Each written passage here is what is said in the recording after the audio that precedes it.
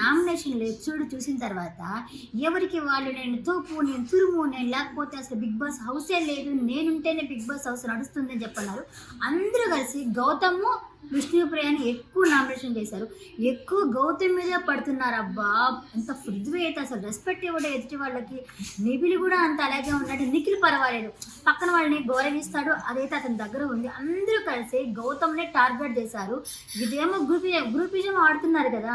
నాగార్జున గారేమో ఆడండి రా, ఆడుకోండి గ్రూపిజం ఆడుకోండి అని చెప్పని అంటారు. గ్రూపిజం తప్పు లేదంటాడు. వీళ్ళేమో రెచ్చిపోయి ఆడుతున్నారు. అసలు ఆ ప్రేరణ గౌతమ్ వేసిన నామినేషన్ చూస్తుంటే 2 చేతులు జేబులో పెట్టుకుని అట్లా నడుచుకొని వెళ్ళిపోవాలనిపించింది. నిఖిల్ రోహిణి చెప్తా ఉంటే అంటాడు. అప్పుడు సోనియా విషయంలో అలా అన్నాడంటే సోనియా మీద బ్యాడ్గా ఉంది కాబట్టి జనాలకి అది తీసుకోగలిగారు.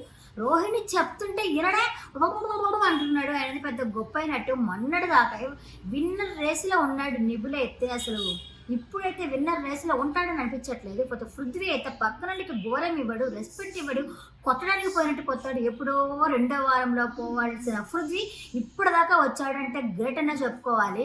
అసలు ఒక్కరు కూడా అసలు బాగా నామినేషన్ ఏమీ లేదు. ప్రేరణ అయితే ఒక్క టైంలో విన్నర్ అయిపోతుంది. అబ్బా విన్నర్ రేసులో ముందుకు పోతా ఉంది అన్నట్టు అనిపించింది. ఇప్పుడైతే పెద్ద వెరీ పుష్పమై కూర్చుంది. ఇకపోతే విన్నర్ రేసులో నిఖిల్, గౌతమ్ మధ్య ఉంది. వీళ్ళిద్దరు ఎవరు విన్నర్ అవుతారో, ఎవరు రన్నర్ అవుతారో కామెంట్ సెక్షన్లో కామెంట్ చేయండి.